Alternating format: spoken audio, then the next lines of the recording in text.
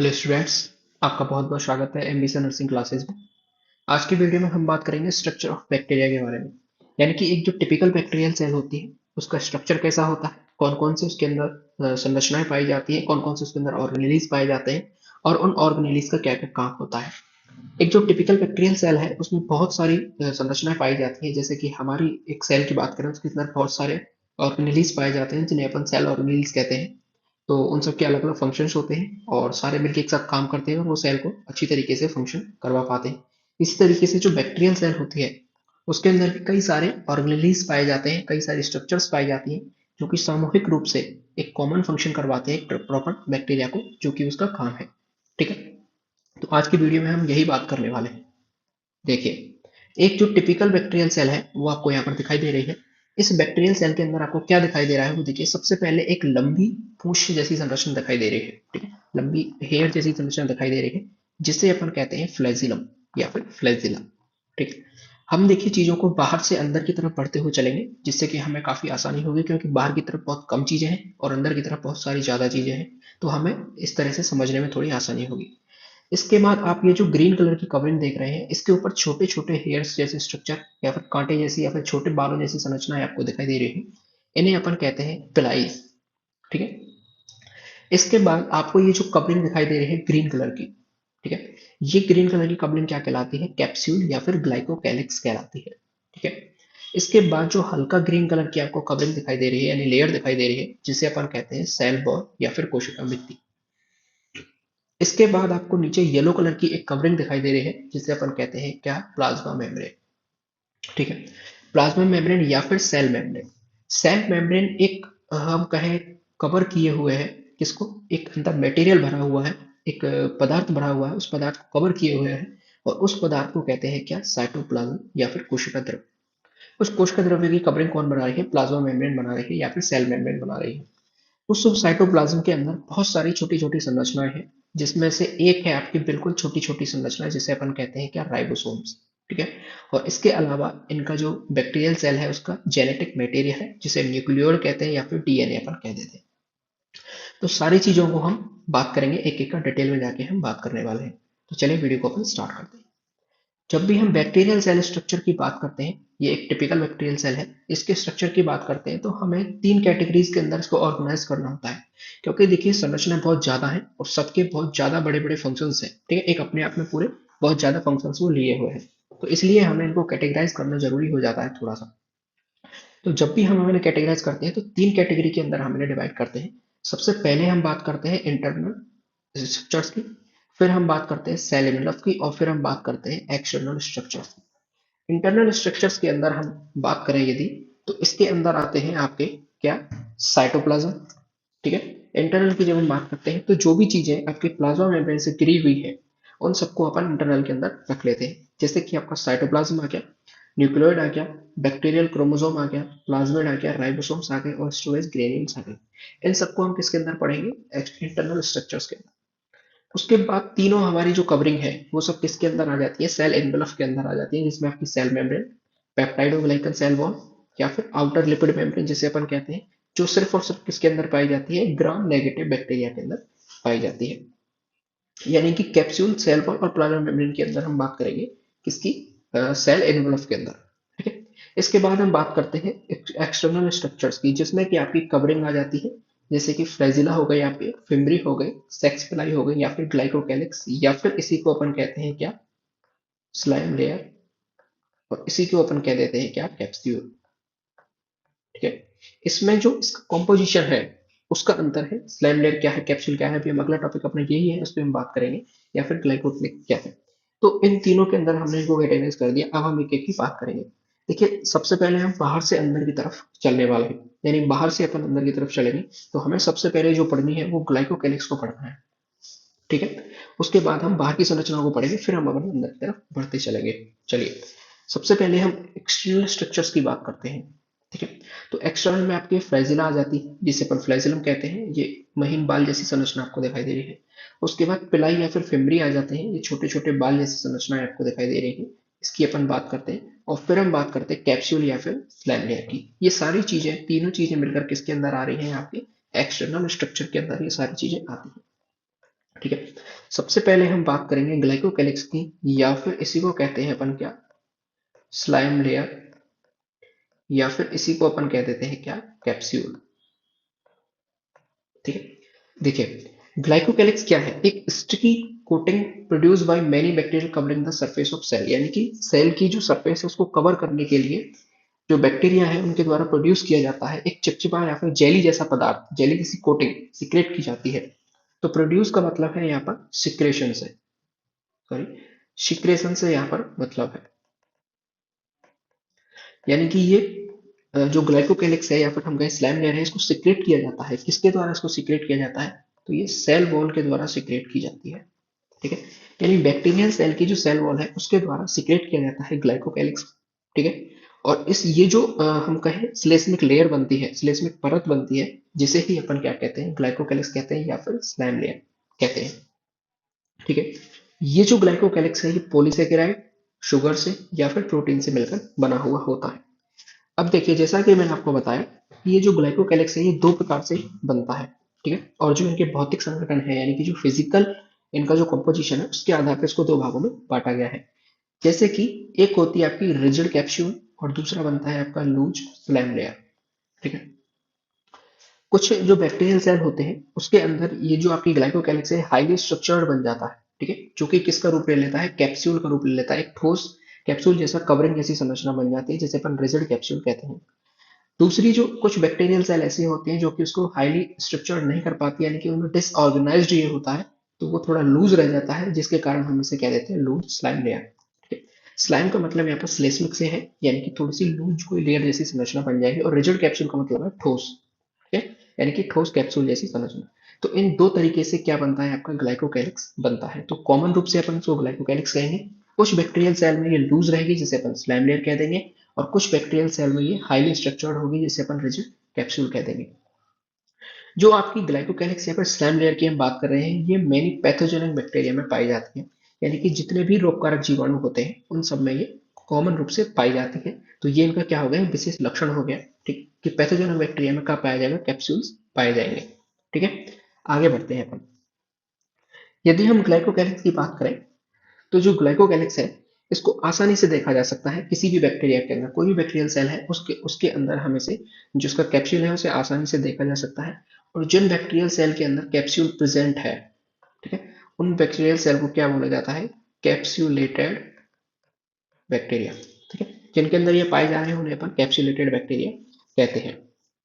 ठीक है, ये अपनी बात हो गई। अब हम देखते हैं कि इसके फंक्शन क्या क्या है। ठीक है, बैक्टीरियल से सॉरी जो ग्लाइकोकैलिक्स है या फिर हम कहें कैप्सूल है, कैप्सूल के फंक्शन की बात करते हैं, तो इसका जो मेन फंक्शन है वो इसके प्रोटेक्शन से है।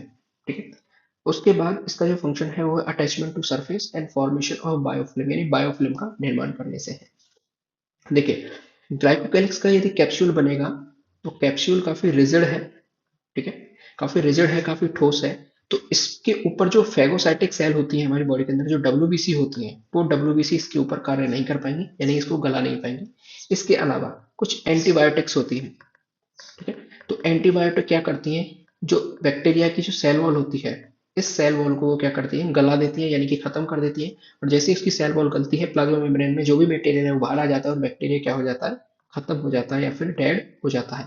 लेकिन जब उसके ऊपर कैप्सूल की कवरिंग हो जाएगी, तो वो कैप्सूल की कवरिंग जो एंटीबायोटिक काम कर रही है उस एंटीबायोटिक को काम नहीं करने देगी। और जब कैप्सूल काम नहीं कर गलेगा तो फिर सेल वॉल नहीं गलेगी, और सेल वॉल नहीं गलेगी तो बैक्टीरिया की मृत्यु नहीं होगी, यानी बैक्टीरिया जीवित बच जाएगा। तो एक तरीके से ये किस में हेल्प कर रही है, प्रोटेक्शन में हेल्प कर रही है। ठीक है, इसके अलावा किसी सरफेस पर यदि बैक्टीरिया को अटैच होना है तो उस सरफेस पर अटैचमेंट में काम करेगी, या फिर फॉर्मेशन ऑफ बायोफिल्म, बायोफिल्म के फॉर्मेशन में भी ये हेल्प करते हैं। कौन, कैप्सूल इसके हेल्प करते हैं।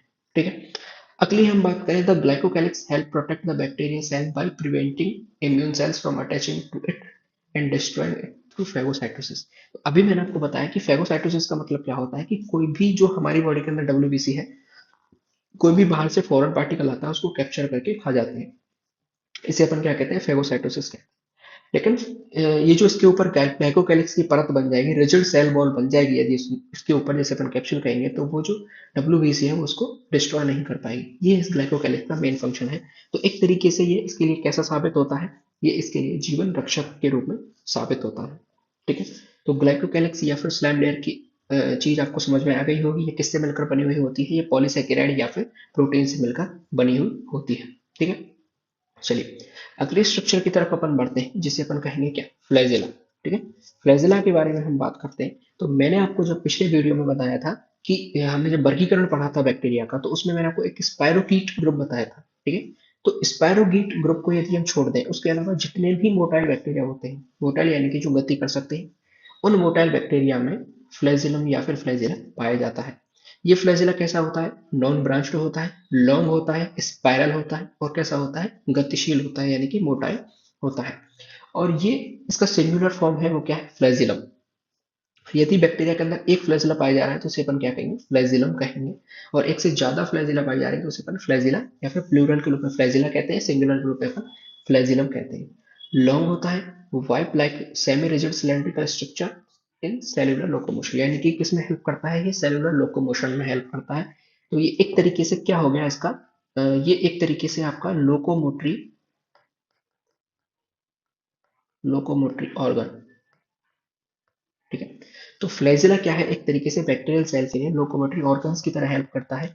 जैसे कि आपके शिप के ऊपर चप्पू पाया जाता है, ठीक है, चप्पू पाया जाता है, उसकी तरीके से ये हेल्प करता है। चप्पू क्या करता है, पानी को पीछे धकेलता है तो जो शिप है वो आगे की तरफ जाती है। सेम ऐसे ही यहाँ पर क्या होता है, ये बैक्टीरियल सेल के अंदर जो फ्लैजिला है, ये पानी को आगे की तरफ धकेलता है, पीछे धकेलता है, और बैक्टीरियल सेल जो है वो क्या करती है, आगे गति करती है। ठीक है, यदि हम इसके डायमीटर की बात करें तो 20 नैनोमीटर तक ये चौड़ा होता है, और लगभग 20 माइक्रोमीटर तक इसकी क्या होती है, लेंथ होती है। ठीक है, तो काफी छोटी ये संरचना होती है। यदि हम इसकी बात करें कि प्रोकैरियोट फ्लैजिलम से यदि हम तुलना करें, ठीक है, यूकैरियोट से यदि तुलना करें, प्रोकैरियोट तो ये खुद है, यदि हम इसके यूकैरियोट फ्लैजिलम से तुलना करें तो ये इसका 1/10 होता है। ठीक है, कितना होता है, 1/10 होता है। Flagella are driven by the energy released by the transfer of ion down the electrochemical gradient across the cell membrane, यानी कि जो फ्लैजिला है, ये फ्लैजिला क्या करता है, आयंस को ट्रांसफर करने का काम भी कौन करता है, सेल मेम्ब्रेन के थ्रू फ्लैजिलम ही करता है। ठीक है, अगले हम बात करते हैं फ्लैजिला किससे मिलकर बना हुआ है। तो फ्लैजिला एक प्रोटीन से मिलकर बना हुआ होता है, इस प्रोटीन को क्या कहते हैं, फ्लैजिलिन प्रोटीन कहते हैं। फ्लैजिला किससे मिलकर बना हुआ है, प्रोटीन से मिलकर बना हुआ है, उस प्रोटीन को क्या कहते हैं, फ्लैजिलिन प्रोटीन कहा जाता है। Each flagellum attach to the cell membrane with the help of protein other than flagellum, यानी कि हम फ्लैजिला की बात करें तो फ्लैजिला बैक्टीरियल सेल में कहाँ अटैच होता है, सेल वॉल के ऊपर अटैच होता है। ठीक है, कैप्सूल के ऊपर कभी भी फ्लैजिला अटैच नहीं होता, फ्लैजिला कहाँ पर अटैच होता है, हमेशा सेल वॉल के अंदर अटैच होता है। अटैचमेंट की यदि हम बात करें तो सेल वॉल, सॉरी, जो फ्लैजिला की हम बात करते हैं, तो जहां पर हम यदि इसके अटैचमेंट को यदि जूम करके देखते हैं तो हमें तीन चीजें दिखाई देती हैं। सबसे ऊपर हमें इसका हुक दिखाई देता है। ठीक है, उसके बाद हमें इसका क्या दिखाई देता है, बेसल बॉडी दिखाई देती है। बेसल बॉडी जो है उसके अंदर सेंट्रल रॉड होती है, शाफ्ट होता है, और क्या होती है, रिंग ऑफ सेट्स होते हैं। इसको देखिए समझ, ये हमने क्या किया, बैक्टीरियल सेल है मान के चलिए, इस बैक्टीरियल सेल की हम बात करते हैं। ये रही अपनी बैक्टीरियल सेल, कहाँ गई, ये रही। तो इस एरिया को हमने जूम करके देखा। ठीक है, क्या कर रहे हैं अपन, इसको जूम इन कर रहे हैं। देखिए, जूम इन करेंगे तो हमारे सामने ये चीज निकल के आएगी। तो ये तो हो गया आपका ब्लू कलर का क्या, फिलामेंट। और फिलामेंट किससे मिलकर बन रहा है, फ्लैजेलिन प्रोटीन से। ये क्या है, एक प्रकार की प्रोटीन है जिससे मिलकर बना है, जिससे मिलकर क्या बना है, ये फिलामेंट बना है। तो ये जो पोर्शन है, ये सेल वॉल से बाहर की तरफ निकला हुआ पोर्शन है फिलामेंट। फिलामेंट और सेल वॉल, ये देखिए ये क्या है, ये सेल वॉल है। ठीक है, फिलामेंट और सेल वॉल को बीच में जोड़ रहा है कौन, हुक। पहले नंबर पर क्या पोर्शन हो गया आपका, फिलामेंट। ठीक है, दूसरे नंबर पर क्या हो गया आपका, हुक। और तीसरे नंबर पर क्या हो गया आपकी बेसल बॉडी। ठीक है, तो जो फिलामेंट और बेसल बॉडी को कौन जोड़ रहा है, बीच में हुक जोड़ रहा है। ठीक है, इसके बाद आती है आपके तीसरा पोर्शन क्या, बेसल बॉडी। तो फिलामेंट और बेसल बॉडी को कौन जोड़ रहा है, बीच से हुक जोड़ रहा है। तो कोई भी आपका हम कहें फिम्बरी है, ठीक है, सॉरी फ्लैजिला है, वो फ्लैजिला तीन चीजों से मिलकर बना हुआ होता है, अंदर की तरफ तीन चीजों से मिलकर जुड़ा हुआ होता है। सबसे पहले फिलामेंट होता है, जो बाहर की तरफ हमें उसकी बाल जैसी संरचना दिखाई देती है। उसके बाद उसमें हुक होता है, जो कि किस में अटैच रहता है, सेल वॉल के अंदर अटैच रहता है। और उसके बाद बेसल बॉडी होती है, जो कि किस में होती है, सेल मेम्ब्रेन और सेल वॉल में अंदर की तरफ फंसी हुई होती है, जिसे अपन क्या कहते हैं, बेसल बॉडी कहते हैं। तो तीन पार्ट्स हो गए किसी भी फ्लैजिला के। ठीक है, filament, hook, basal body. I hope आपको ये चीज समझ में आ गई होगी। कुछ और बात करें यदि हम फ्लैजिला की, तो फ्लैजिला जो है अलग अलग हम यदि स्पीसीज की बात करें तो अलग अलग बैक्टीरियल स्पीसीज में अलग अलग नंबर होता है फ्लैजिला का और अलग अलग अरेंजमेंट होता है किसी भी फ्लैजिलम का, फ्लैजिलम या फिर फ्लैजिला का सरफेस पर उनके पास। जैसे कि कुछ बैक्टीरिया होते हैं जिनमें एक फ्लैजिला पाई जाती है, कुछ बैक्टीरिया ऐसे होते हैं जिनमें एक से ज्यादा जो बैक्टीरिया फ्लैजिला है वो पाई जाती है। ठीक है, इसके आधार पर हमने बैक्टीरिया को क्लासीफाई भी किया है। देखिए, अरेंजमेंट ऑफ बैक्टीरियल फ्लैजिला यानी कि फ्लैजिला का जो अरेंजमेंट है बैक्टीरिया में कई प्रकार से हो सकता है और उसके आधार पर हमने इनको डिवाइड भी किया है। जैसे सबसे पहले आते हैं आपके ए ट्राइकस। ए ट्राइकस का मतलब क्या है आपका, यानी कि जिनमें कोई भी फ्लैजिलम नहीं पाया जाएगा, यहाँ पर किसी भी प्रकार की आपको संरचना बाल जैसी नहीं दिख रही है, तो इसके ऊपर कोई भी फ्लैजिलम नहीं है, जिसे अपन क्या कहेंगे, ए ट्राइकस। ए ट्राइकस के एग्जाम्पल की बात करें तो इसका एग्जाम्पल होगा डिप्थीरिया बेसिलस। ठीक है, डिप्थीरिया बेसिलस के अंदर कोई भी फ्लैजिलम नहीं पाई जाएगी। दूसरे आते हैं मोनोट्राइकस। मोनो आपको नाम से क्लियर होता है, मोनो का मतलब क्या होता है, एक, यानी कि इसके ऊपर क्या पाई जाएगी, एक फ्लैजिला पाई जाएगी। यदि हम इसके एग्जाम्पल की बात करें तो कोलेरा बिब्रो या फिर कोलोरा कोलेरा बिब्रियो, ये किसका एग्जाम्पल है, मोनोट्राइकस का। ठीक है, इसके बाद बात करते हैं अपन एम्फीट्राइकस की।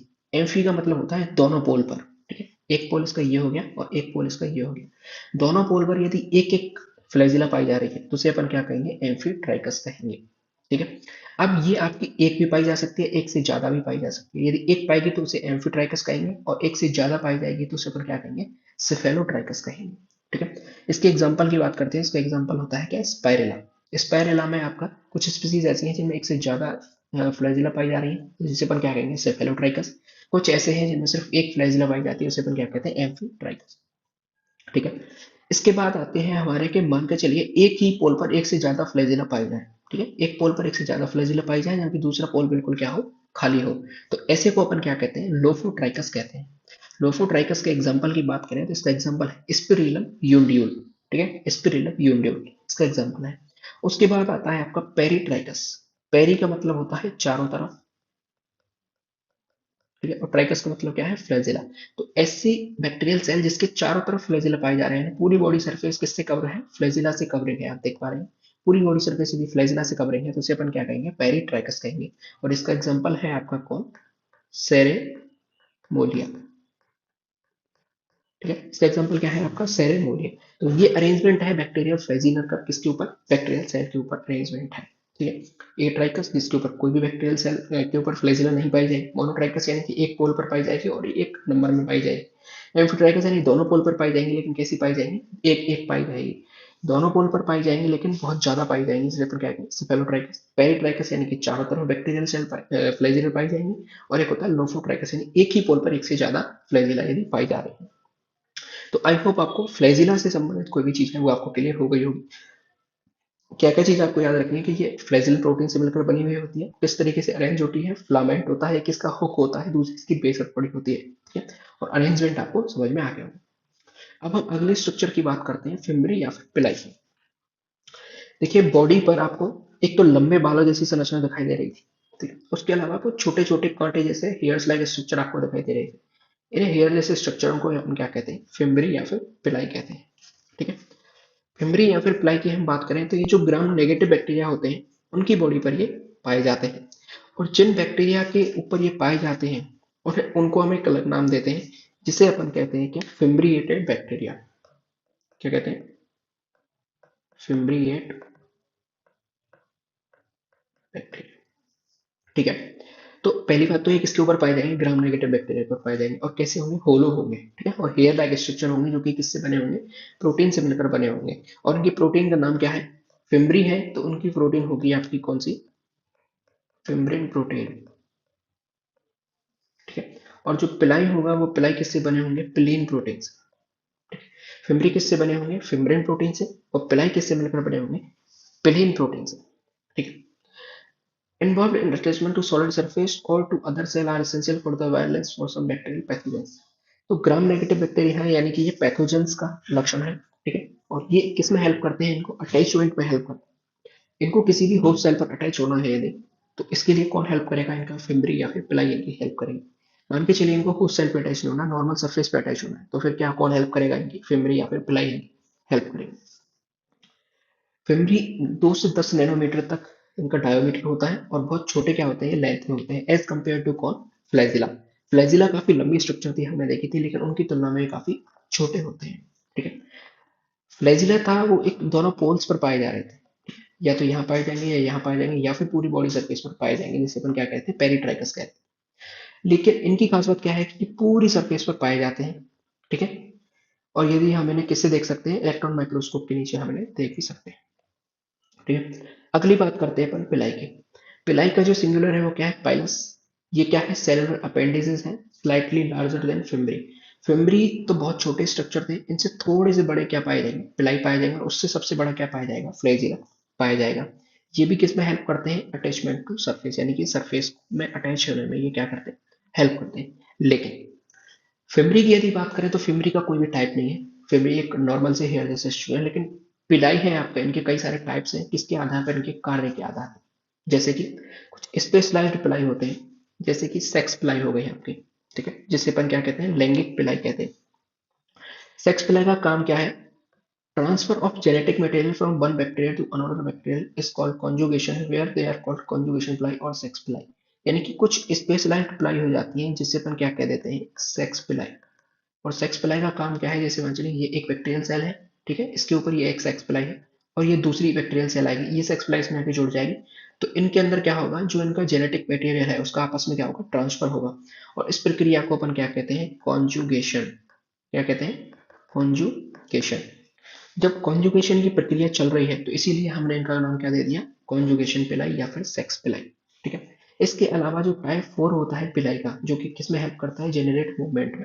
ठीक है। तो कई सारे प्रकार के टाइप्स हैं उनके पिलाई पाए जाते हैं, जिनमें मेन है कौन सा है, सेक्स पिलाई होता है, जो कि किसमें हेल्प करता है, कॉन्जुगेशन में हेल्प करता है। ठीक है। इसके अलावा मूवमेंट में भी ये क्या करते हैं, हेल्प करते हैं। इसके अलावा ये क्या करते हैं, कोलोजनाइजेशन या फिर पैथोजेंसिटी, इसमें भी ये क्या करते हैं, हेल्प करते हैं, कौन, पिलाई। तो आई होप आपको यहाँ पर पिलाई का जो काम है वो समझ में आ गया होगा। ठीक है।